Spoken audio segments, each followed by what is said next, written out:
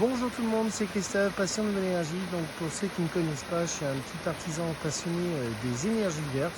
Donc tout ce qui est hydroélectricité, bien sûr, ça c'est le thème d'aujourd'hui. Le solaire, la thermodynamique, donc le solaire thermique, tout ce qui est système thermodynamique, donc pompe à chaleur, hein, air, eau, gaz, enfin bref, c'est là de quoi faire.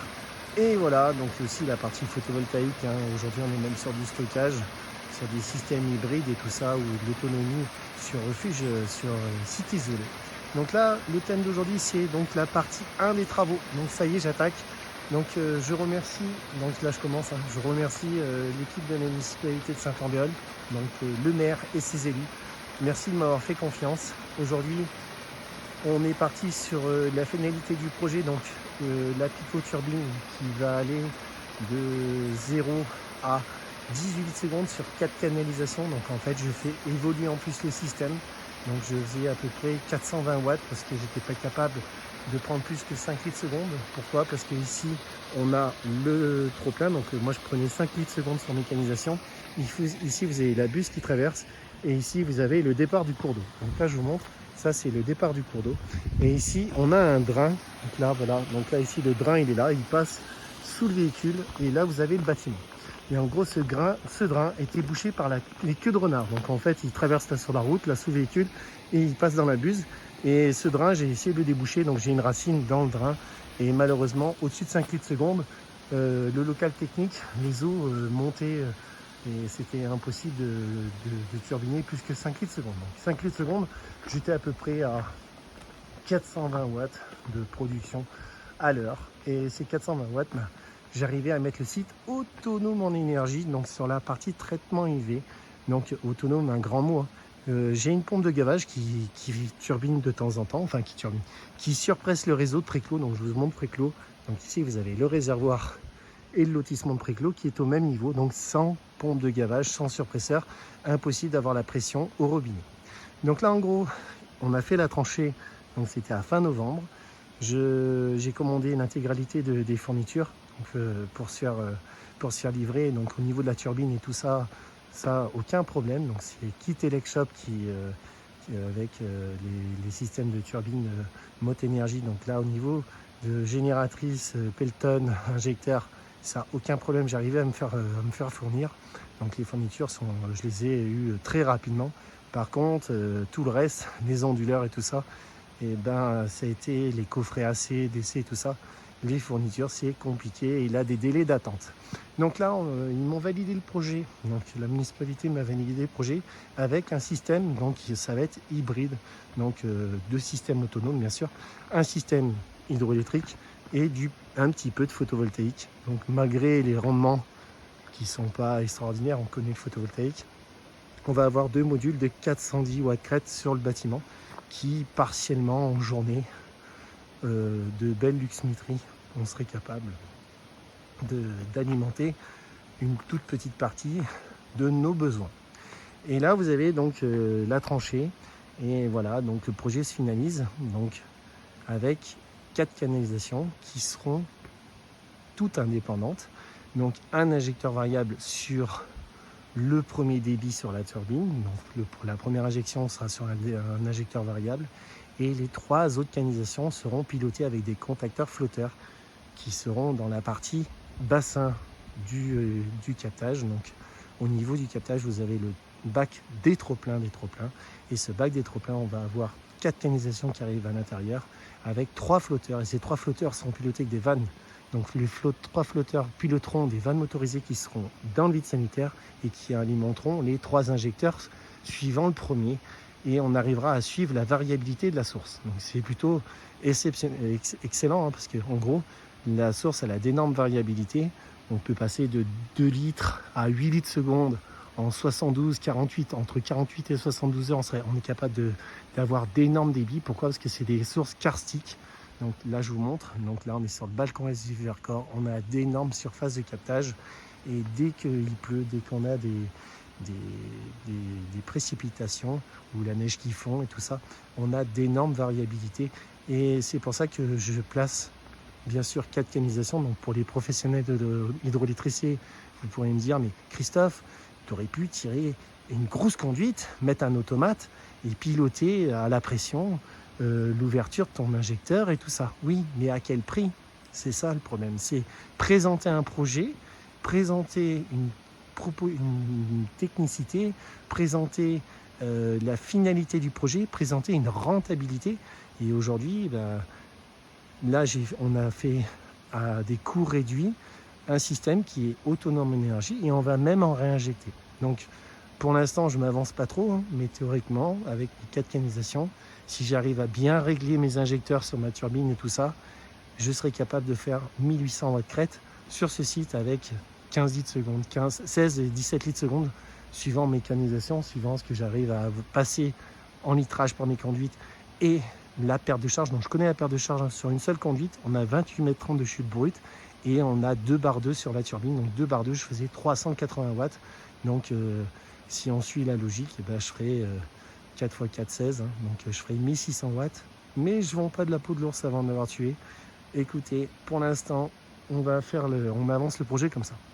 Donc, partie 1 de cette vidéo, c'est les carottages. Donc là, je monte tout de suite au carottage et je vais vous montrer là où je dois faire les carottages. Donc j'ai la carotteuse qui est déjà sur place.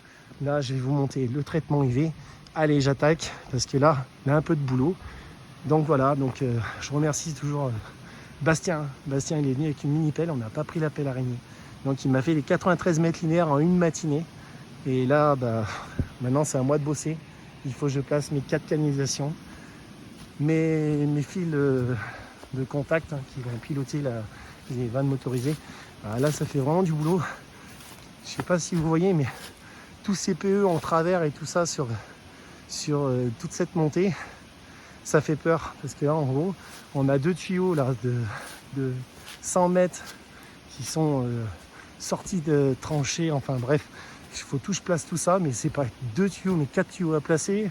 C'est un trop-plein des trop-pleins qu'il faut que je renforce sur le trop-plein des captages. Je vous montre tout ça dans pas longtemps. Pourquoi? Le captage, il sort en 200 mm et le trop-plein, il est en 160. Donc voilà, les anciens, ils ont essayé de faire les choses comme il faut à l'époque. Mais malheureusement, vu les météos qu'on a aujourd'hui et ces changements de temps avec des fortes précipitations, on a très souvent le captage, très régulièrement on a le captage en crue et malheureusement ça déborde.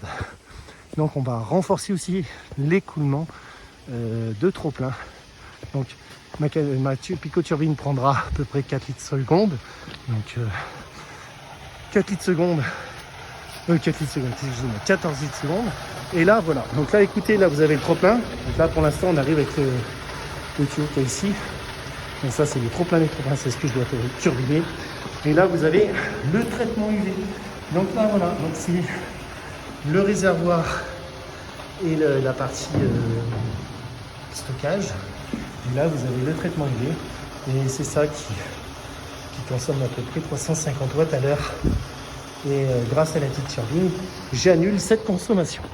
Allez, je monte et je vous montre le captage. Donc ça y est, donc là je suis au-dessus du réservoir, hein. Donc là la tranchée, nous avec la mini-pelle on s'est arrêté là. Donc là il faut que je termine le pelle pioche. Donc là ici il faut que je passe l'intégralité de 4 tuyaux de 63. Donc là il faut que je réélargisse ici avec la carotteuse. Et il faut que je fasse aussi un coup de 160 en plus à côté.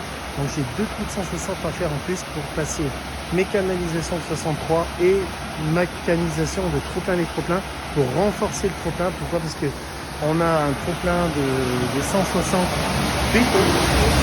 Là, sur la carotteuse, là c'est bon. Ici, on a le trop-plein de 160. On va renforcer le passage ici. Un autre tuyau donc là, vous voyez, là, le fil fait 200 mm. Et là, en gros, c'est 200 mm. Quand ça sort plein, c'est quasiment 90 secondes. Donc, en gros, le trop-plein, là, il n'arrive plus. Et après, ça sort par la porte. C'est pour ça qu'il y a une ouverture ici sur la porte.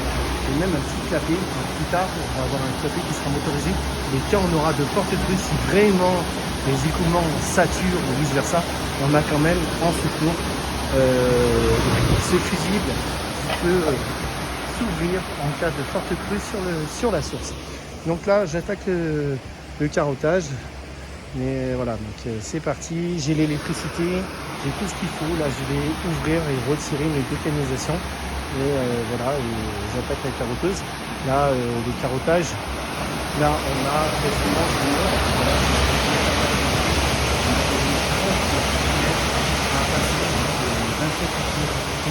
le carottage. On va déplacer à fond. Allez, à plus. Donc ça y est, donc là j'ai mis en place ma carotteuse. Donc là j'ai le piquage qui arrive dans le carrelage. Donc là je prélève l'eau par gravité. Et là j'ai assez d'eau pour mon traitement. Donc là j'attaque le trou. Donc là je vais faire un trou. Donc je vais jumeler celui-ci à ras de la maçonnerie. Et vu que là on a le trop plein d'origine, je vais jumeler au plus près. Donc je vais aligner les 3 trous. Un là et un là. Voilà, on va passer mes 2 PE63 plus les 160 pour renforcer le trop plein. Allez, go! Donc là, ça n'a pas été simple. Hein. Je n'ai pas eu le temps de filmer la première partie là, de mon trou. Donc là, j'ai réussi à jumer là juste à côté. Mais ça a été un béton d'hiver. Hein. Béton d'hiver, béton de fer. Franchement, le dosage de ce bâtiment, il est costaud. Puis en plus, la carotteuse, je la tiens à la main, donc c'est pas facile. 160 à la main, sans chenette, pour le tenir, c'est pas simple. Allez, j'ai attaqué le début, et voilà, je vais essayer de finir. Donc, là, je suis parti pour la carotteuse. Franchement, c'est pas simple à faire. Donc là, je vais là, on est parti. On a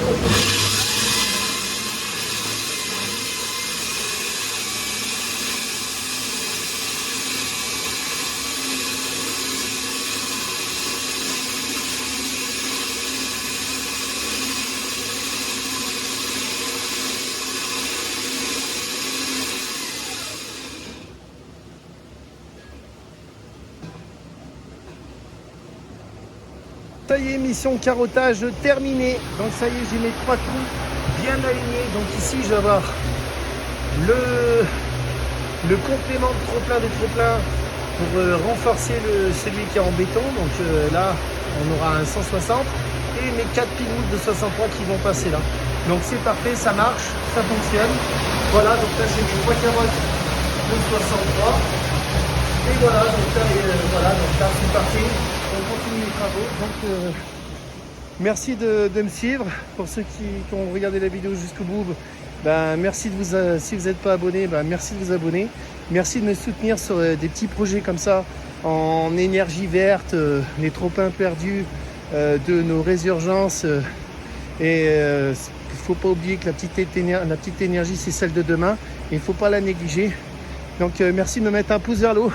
À bientôt. Allez, partie 2, c'est ouverture devant le bâtiment, le trop-plein de la Pico-Turbine au pluvial. Enfin, au ruisseau. Sur le réseau pluvial au ruisseau. Allez, bye bye, ciao!